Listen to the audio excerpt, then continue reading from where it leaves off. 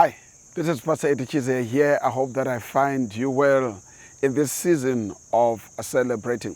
The other day, someone asked me a question. He said, after fasting and prayer, why is it that on the last day people celebrate? That was the question. And they said it seems as if when people were fasting and praying, they were being punished. So it's like people are coming out of this punishment and people are celebrating. I was like, no, we don't celebrate that we are stopping fasting. We celebrate a new year because our year only begins on the 11th. The first 10 days is no man's land as we seek the Lord. So when you see us celebrating on the 10th day of the 10 days of fasting and prayer, or on the 11th, we are not celebrating that we have stopped fasting. If you are one of those that celebrate that, oh, finally, we have finished the fasting, that's wrong. We celebrate the victories. We celebrate that we have been seeking the Lord and the Lord has come through for us. Because fasting should not be a burden, but it should be a blessing, right? So very much important. So today, I'm giving you part 2 of the results of fasting and prayer. Remember, I gave you an episode on benefits of fasting and prayer, and I concentrated on the personal benefits, what fasting and prayer does to you in your body, like me. Some shirts of mine that were not fitting are now fitting. I was struggling even turning my neck, lifting my arms. Now I can do it with ease. You see, so they are physical benefits. They are benefits to your health. Some headaches, some pains in the body that we don't understand, they just begin to disappear. And these things are mentioned in Isaiah 58 from verse 1 to 12. They are benefits to our bodies. Even the frame of your body gets affected. It is the working of God, the benefits on your body, on your soul, and in your spirit. But now we are talking of the results of fasting and prayer. When we have fasted and prayed, what should we expect? If we have fasted and prayed the right way, according to Isaiah 58, verse 1 to 12, and according to the book written by the 7th apostle of God, Professor E.H. Good, the book Fasting, right? He quotes a lot of scriptures there, and you'll find guidance on how to fast the proper way. So today I'm going to look at 2 examples. I gave you one example in my first installment. I'm going to give you 2 other examples. Today we're going to look at a guy called Nehemiah and at a lady called Esther. Now, because we are doing this in a brief time, I'll just give you the scriptures and then paraphrase the story. It is the book of Nehemiah, chapter 1.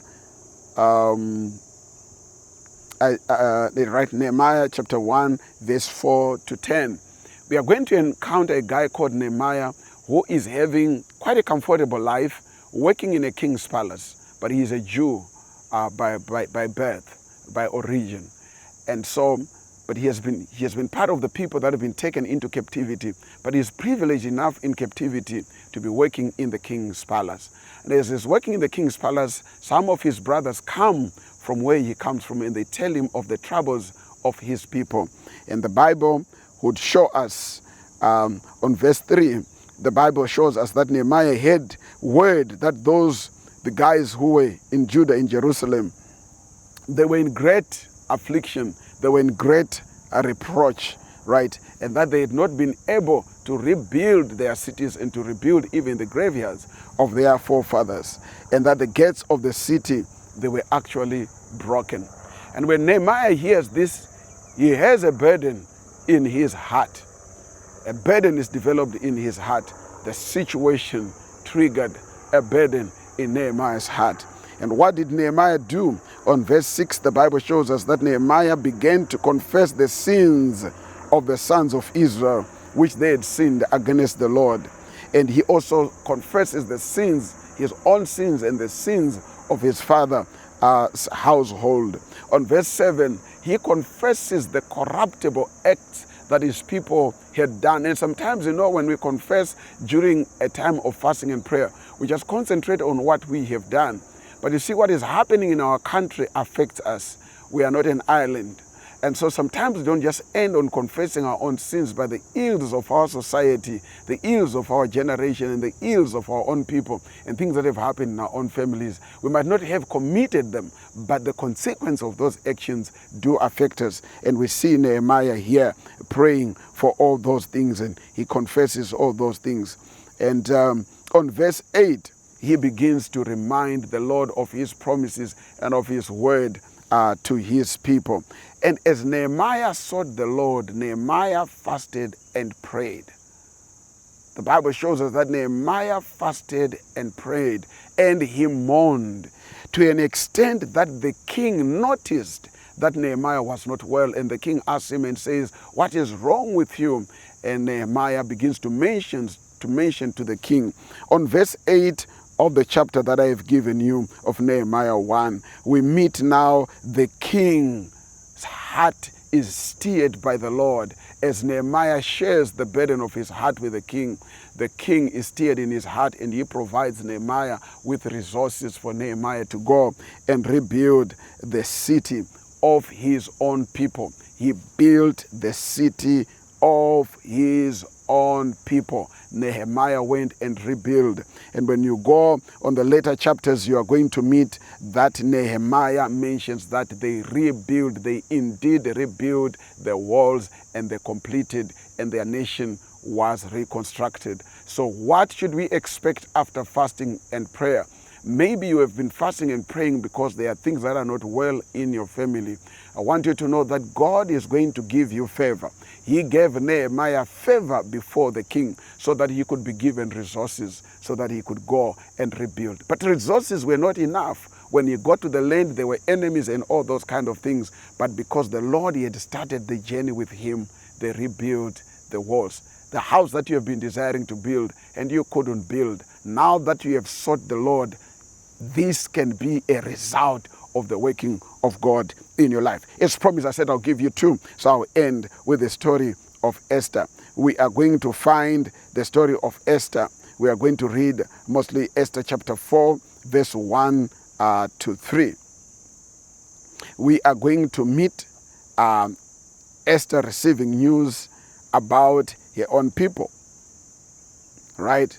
We meet that Esther and her people, she receives news, the people are in trouble because of a man called Haman. Right? They wanted to kill because Haman was against Mordecai. And as the news reaches the ears of Esther, what does Esther do? Esther calls the Jews, and she says to them, let's fast and pray. Let us seek the Lord. Join me in fasting and prayer.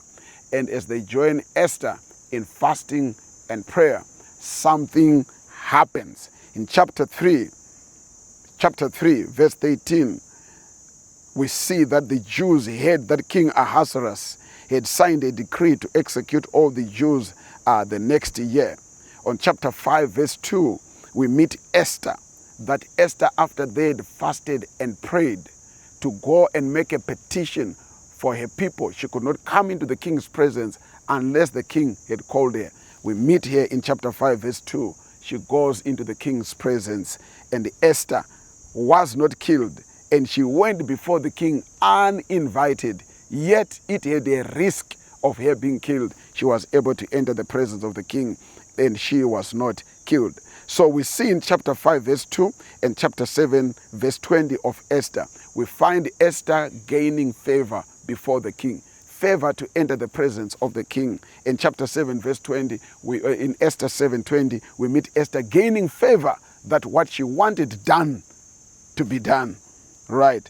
So we see the result. As a result, what do we see? We see a Haman being dethroned. On chapter 7, verse 10, we see a Haman being dethroned. We see a Haman going to die on the place that he had built for Mordecai. Why did Haman die in the place that he had built to kill another man?